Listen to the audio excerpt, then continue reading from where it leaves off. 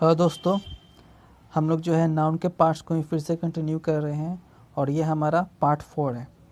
दोस्तों आज हम लोग यहाँ पे केसेस पढ़ने वाले हैं जो कि हिंदी में कारक कहलाता है। दोस्तों यहाँ पे हम लोग केसेस के थोड़े से छोटे वर्जन देखेंगे इसको, ठीक है। आगे जो है इसको अच्छे से केस को हम लोग डिटेल स्टडी करेंगे।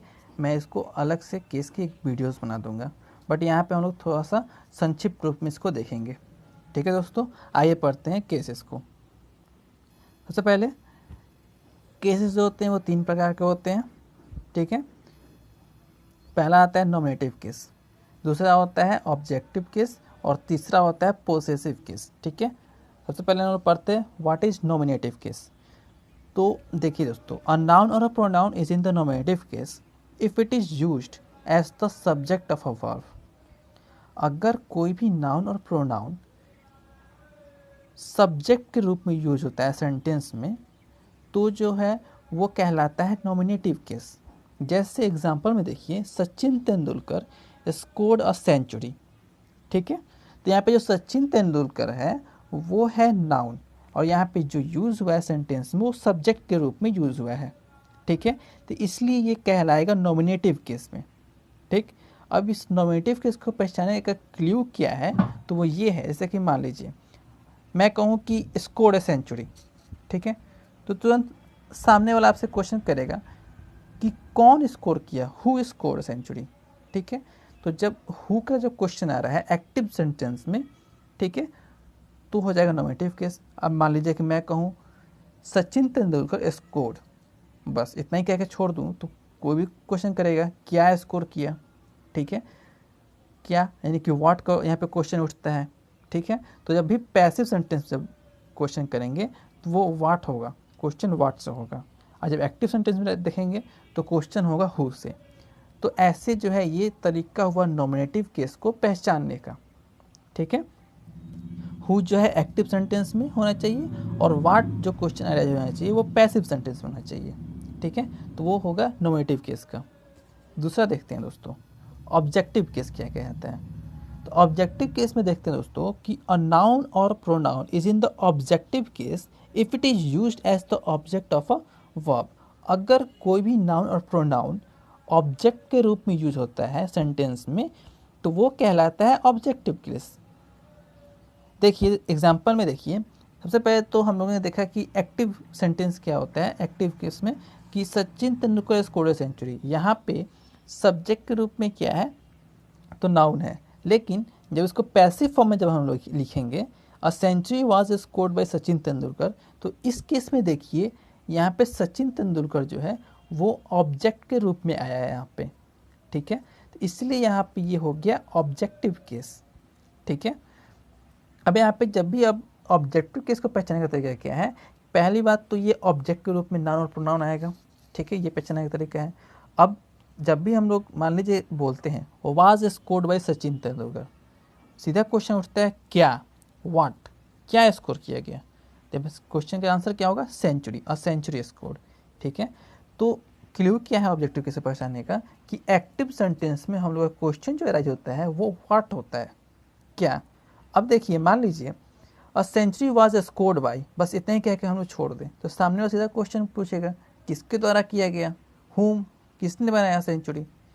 तो जब भी क्वेश्चन अराइज हो हुम का पैसिव सेंटेंस में, तब जो है वो ऑब्जेक्टिव केस कहलाता है, ठीक है। यानी कि क्लू किया हुआ है ऑब्जेक्टिव केस को पहचानने का कि व्हाट का क्वेश्चन अराइज हो एक्टिव सेंटेंस में और हुम का क्वेश्चन अराइज हो पैसिव सेंटेंस में, ठीक है। उम्मीद है आप लोगों को ये दोनों केसेस समझ में आए होंगे। अब देखिए दोस्तों आगे पॉजेसिव केस क्या कहलाता है। तो पॉजेसिव केस उसको बोला जाता है कि जहाँ पे कोई नाउन उपयोग में लाया गया और वहाँ पे वो डिनोट कर रहा हो कहीं ना कहीं ऑनरशिप के बारे में, ठीक है, पोजीशन के बारे में, ऑथरशिप के बारे में, ओरिजिन के बारे में, काइंड के बारे में। जैसे एग्जांपल में देखिए, एग्जांपल से ये केस जो है क्लियर होगा। अमित्स हाउस, यानी कि यहाँ पे ऑनरशिप डिनोट किया जा रहा है, अमित का घर, is at the back side, ठीक। Amit's house is at the back side. तो ये हुआ पोजेसिव केस।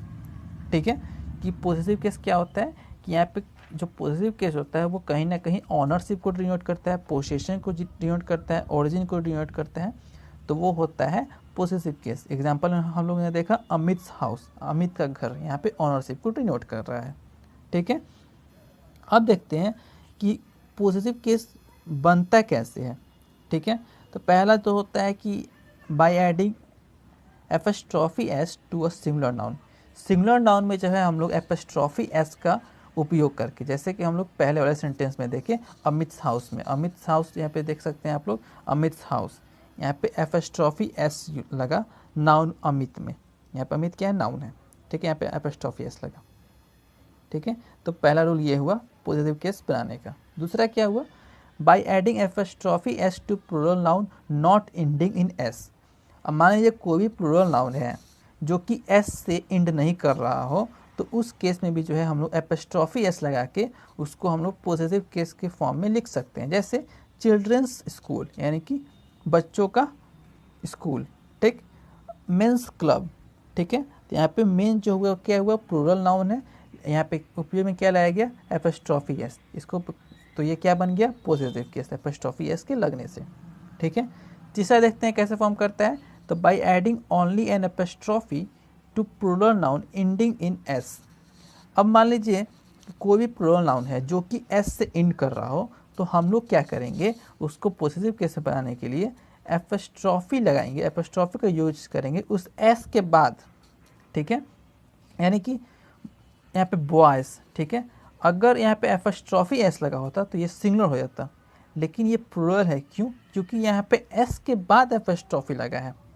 ठीक है, वैसे ही देखिए विक्टिम्स, तो विक्टिम्स में भी जो है यहाँ पे एस के बाद एपस्ट्रॉफी लगा है, ये इसलिए ये जो हुआ ये हुआ प्लूरल फॉर्म। ठीक है, यहाँ पे पिलग्रिम्स के बारे में यहाँ पे लिखा गया पिलग्रिम्स, यहाँ पे भी जो है एस के बाद एपस्ट्रॉफी का उपयोग किया गया है, इसलिए ये जो हुआ वो प्लूरल फॉर्म हुआ।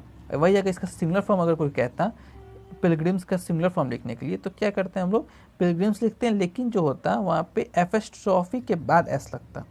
ठीक है, एपस्ट्रॉफी एस होता। ठीक, तो उम्मीद है ये आपको पॉइंट समझ में आया होगा, ये बहुत ही इंपॉर्टेंट पॉइंट है और ये बहुत सारे जो गलतियाँ जो होती है यहीं पे होती हैं। ठीक है, प्लूरल और सिंगुलर पहचानने में।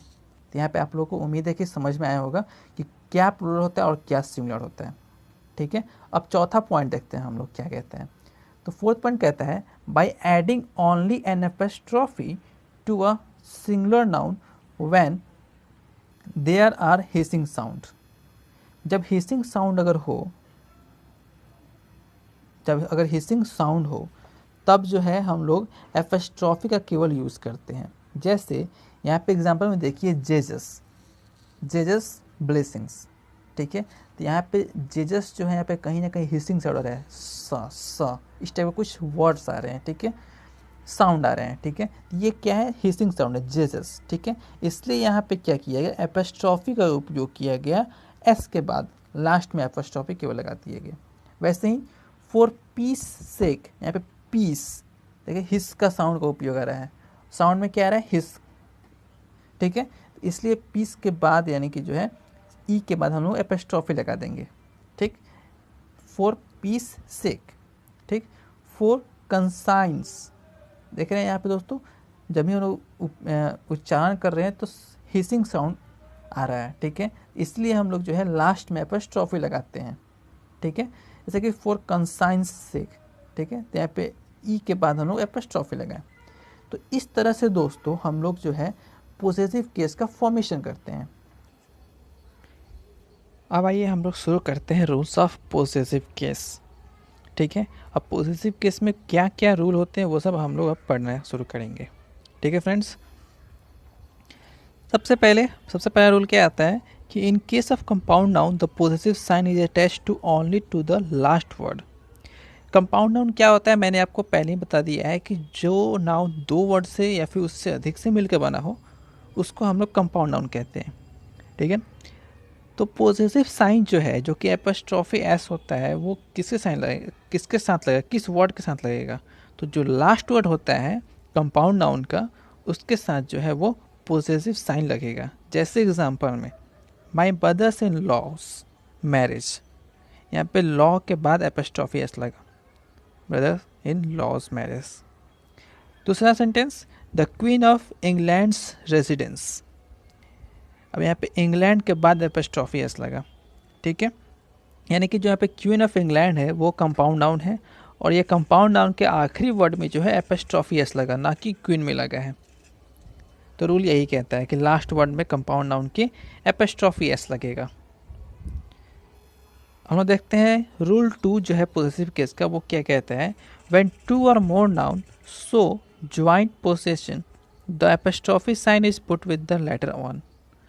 अब ये रूल 2 कह रहा है कि जब दो नाउन एक ही पोसेशन को, एक ही ऑनरशिप को, ऑथरशिप को डिनोट कर रहा हो, तब जो बाद वाला नाउन होता है, लास्ट वाला जो नाउन होता है, उसके साथ हम लोग एपोस्ट्रोफी का उपयोग करते हैं। जैसे Dharmendra is Sunny and Bobby is father, यहाँ पे हम लोग सनी और बॉबी, ठीक है, ये दो ठो जो है ज्वाइंट पोसेशन शो कर रहे हैं, यानी कि धर्मेंद्र जो है वो दोनों के पापा हैं। तो यहाँ पे जो बॉबी के साथ है उसके साथ हम लोग जो है एपोस्ट्रोफी लगाए, पोजेसिव साइन का उपयोग किए, एपोस्ट्रोफी साइन का उपयोग किए। क्यों? क्योंकि वो जो है दूसरा नाउन है, ठीक है फ्रेंड्स। अब हम लोग देखते हैं रूल 3 क्या कहता है। तो रूल 3 ये कहता है कि जो वर्ड है, जैसे कि एग्जाम्पल के तौर पे हिज हो गया, हर्स हो गया, इट्स, देयर्स, योर्स, आर्स, ये सब जो वर्ड है वो खुद में ही पॉजिटिव वर्ड है। इसके साथ कोई भी पॉजिटिव साइन का, जैसे कि एपोस्ट्रोफी एस का उपयोग नहीं करते हैं हम लोग। जैसे एग्जाम्पल में आप लोग देख सकते हैं, neither did his efforts succeed nor yours. तो यहाँ पे योर के साथ जो एपोस्ट्रोफी एस है वो वाला योर नहीं होगा, बल्कि सीधा यहाँ पे योर्स हो जाएगा, सीधा एस लगेगा, ठीक है। तो ये वर्ड्स है जिनके साथ जो है पॉजिटिव साइन उपयोग में नहीं लाए जाते हैं, हालांकि ये होते हैं पॉजिटिव, ठीक है। हम लोग देखते हैं रूल 4 क्या कहता है। रूल 4 ये कहता है कि जो एडवर्ब एल्स है वो इनडेफिनिट प्रोनाउन के साथ लगता है, ठीक है, और उसको जो है हम लोग पॉजिटिव केस में जब एक्सप्रेस करते हैं, समबडी एल्स हो गया, जैसे कि इनडेफिनिट प्रोनाउन का एग्जांपल पे हो सकता है समबडी हो गया, एनीबॉडी हो गया, और भी बहुत सारे।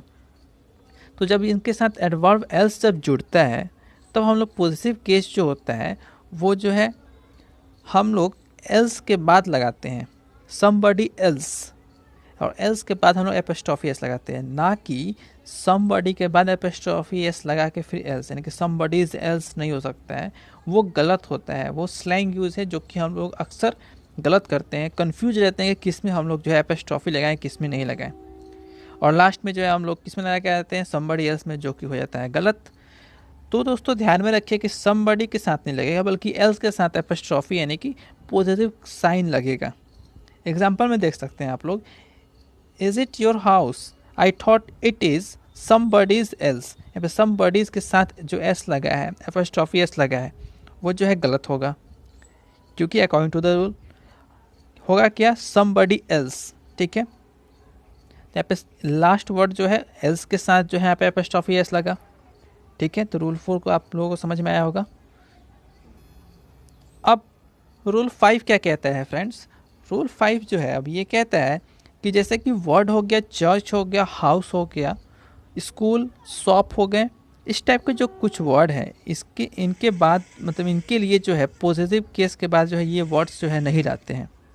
इन सब वर्ड के लिए पॉजिटिव केस के बाद ये सब वर्ड जो है नहीं लाते हैं। जैसे yesterday I met my friend at St John's, ठीक है, या फिर yesterday I met my friend at St Stephen's. यहाँ पे सेंट स्टेफन यहाँ पे मे भी हो सकता है कि ये चर्च हो, मे भी हो सकता है कोई स्कूल स्कूल भी हो सकता है, ठीक है। तो इनके बाद जो है हम लोग सेंट जॉन्स चर्च नहीं लिखेंगे, ठीक है, वो भी जो है क्या होता है, गलत होता है।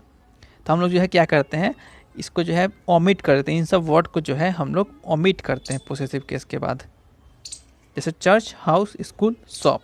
ध्यान रखें दोस्तों। छठा रूल क्या कहता है फ्रेंड्स।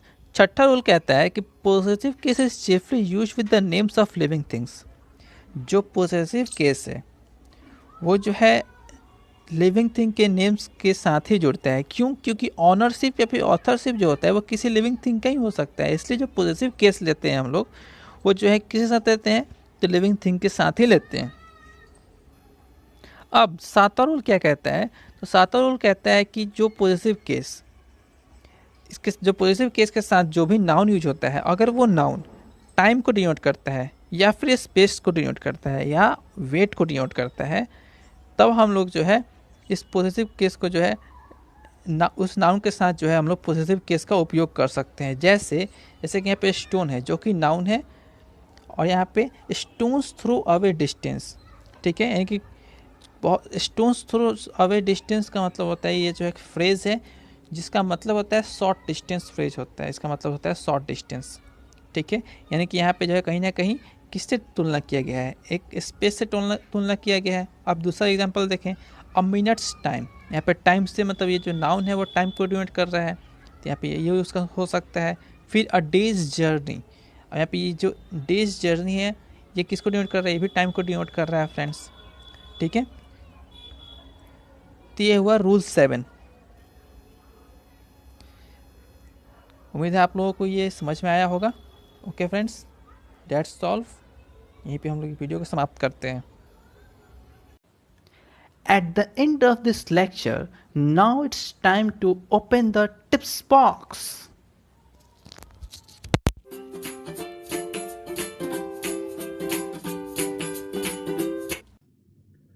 दोस्तों, आज हम पढ़ेंगे ग्रीटिंग्स के बारे में। जब भी हम किसी से मिलते हैं तो उस टाइम के हिसाब से हम लोग उस व्यक्ति को, सामने वाले व्यक्ति को क्या विश करेंगे।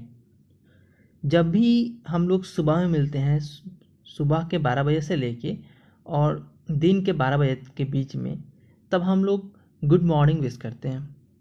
और जब 12 बजे से लेके 4 बजे शाम तक का जो समय है, उस वक्त के बीच में अगर हम किसी से मिलते हैं तो उस वक्त हम लोग गुड आफ्टरनून विश करते हैं।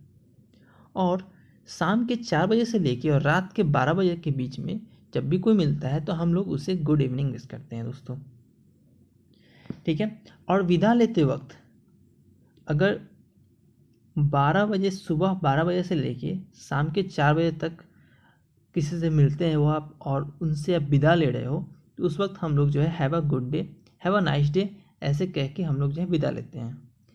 लेकिन नाइट में अगर 4 बजे के बाद या फिर एक्चुअली में जब शाम हो जाता है, रात्रि हो जाती है, तो उस वक्त हम लोग विदा लेते वक्त जो है गुड नाइट विश करते हैं, ठीक है। एक और ध्यान रखने योग्य बातें ये है कि जब भी हम लोग उस दिन किसी व्यक्ति से हम लोग पहली बार मिल रहे होते हैं, ठीक है, जिस दिन पे हम लोग मिल रहे हैं, तो पहली बार अगर मिल रहे होते हैं तो हम लोग उसे जो है गुड मॉर्निंग विश करते हैं, ठीक है। जब भी हम लोग पहली बार मिल रहे हैं उस दिन में, जिस दिन हम लोग मिल रहे हैं, तो हम लोग गुड मॉर्निंग विश करते हैं। भले ही टाइम जो है कोई सा भी हो रहा हो, हम लोग गुड मॉर्निंग विश करते हैं, ठीक है। सबसे इम्पोर्टेंट पॉइंट क्या है कि जब भी किसी डे में हम लोग पहली बार उस व्यक्ति से मिल रहे होते हैं तब हम लोग जो है गुड मॉर्निंग विश करते हैं।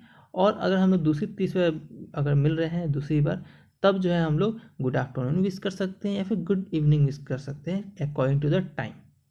ओके।